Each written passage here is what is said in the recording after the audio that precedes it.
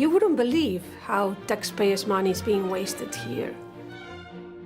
You, as a political project, are in denial. The money has not gone to the right people for the right purpose. The European Union has no shortage of critics. It's a gravy train, they say. They may have a point, says this man. Robert McCoy's entire working life was spent working within the EU. But when he uncovered potential fraud, a campaign of harassment began, he says, that robbed him of his career and his health. It's a battle he's been locked in for almost 2 decades, a battle that's still raging. This building represents and reminds me of all the thuggery which took place towards me when I discovered and reported the fraud. Local politicians come from all over Europe to sit on the Committee of the Regions. They don't get a salary for it, but they can claim a daily allowance to attend and travel expenses. Robert discovered what was really being claimed for. It was cheating on expenses, basically. I had a former president who would arrive at an airport, and he'd arrive at the airport at 11:40 in the evening and have a meeting at 11:50 in the evening. It was a bogus meeting. It was just purely to justify the payment of an extra €500 or €450 at the time. There was a lady from Paris. She used to travel on several occasions to Brussels in a local authority car, chauffeur-driven, and then put in first-class rail travel on the basis of a used TGV ticket with the date which had been obliterated by Tipex. I had a former president of the Committee of the Regions who would put in for 9 days allowances, which is €550 a day at the time, for a visit to the Loire Valley, whereas in fact the official invitation was for only 2 days. Expenses fiddles. You remember those? Back while our MPs were buying duck houses and dredging moats for second homes. European politicians weren't to be outdone. The COR reacted fiercely to the fine-tooth comb with which Robert went through their claims. So he went to an MEP who sat on the Budget Control Committee of the EU Parliament. Good to see you again, Michiel. Good to see you. How about you? This MEP at the time estimates the misuse Robert found ran into the millions. Not that his fellow parliamentarians appreciated his input. They weren't happy at all because at the time, and to some extent that's still the case today, anybody who questions the way an EU institution operates is considered as being anti-European. So there was pressure put on me to tone down the work we were doing in the Budget Control Committee because they felt it was an attack on Europe. But the pressure put on Michiel was nothing compared to the campaign of fear Robert says he was subjected to by the COR.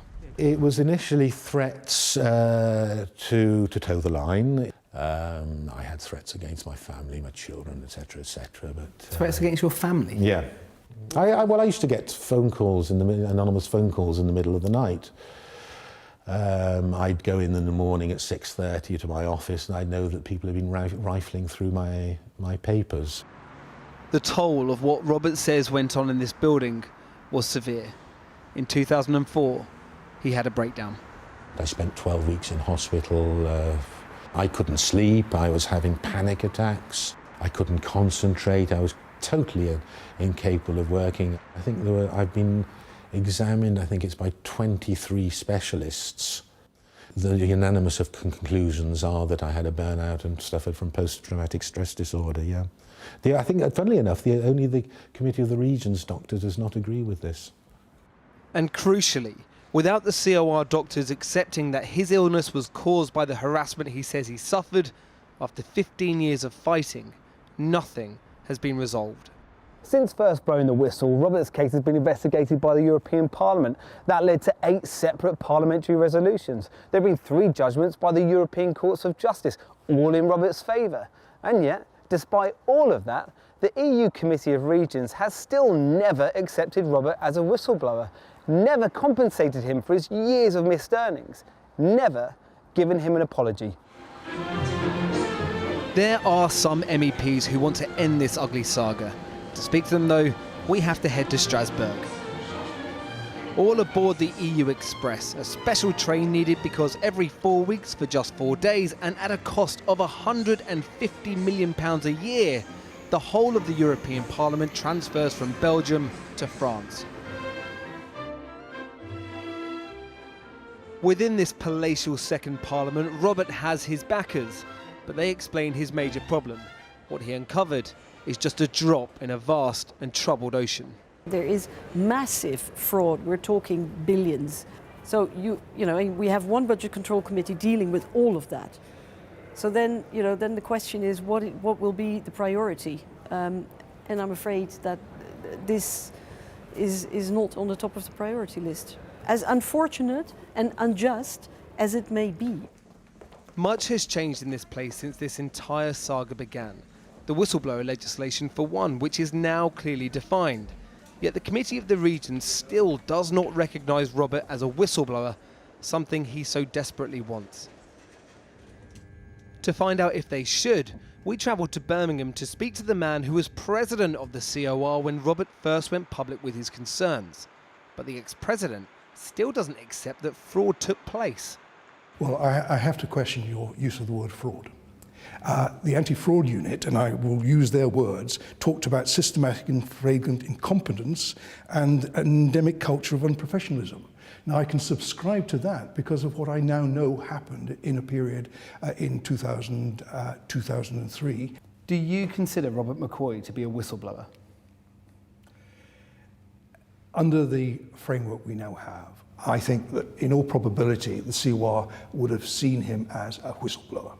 So if it would do now, why not just apply that retrospectively? I don't think it's as easy as that. You deal with things with whatever the rules, etc., are at the time. The COR sent us this statement about Robert McCoy's case. They say, the Court of Auditors found no evidence of fraud. The very few expenses that were wrongly claimed were repaid. Now the reformed expenses and allowances system is fully audited and overseen by the European Parliament. On whistleblowing, they say the committee has rules in place for any future cases which would prevent a situation such as Mr. McCoy's from arising. Mr. McCoy retired in 2010 and receives a substantial EU pension allowance. And add, balanced panels of medical experts have not so far determined that the origin of his invalidity was professional. Brussels is a city, say the critics, full of faceless institutions run by unelected bureaucrats, spending taxpayers' money on what they will while answering to nobody. Few have ever gone up against it like Robert McCoy. Does he now share that view of Europe? You must be over the moon about Brexit. You're joking. No, not at all. Really? We must stay in. We must stay in. Even after everything you've been through? Yeah. You don't throw the baby out with the bathwater. Robert McCoy, a man out of work, out of pocket, but still in love with Europe.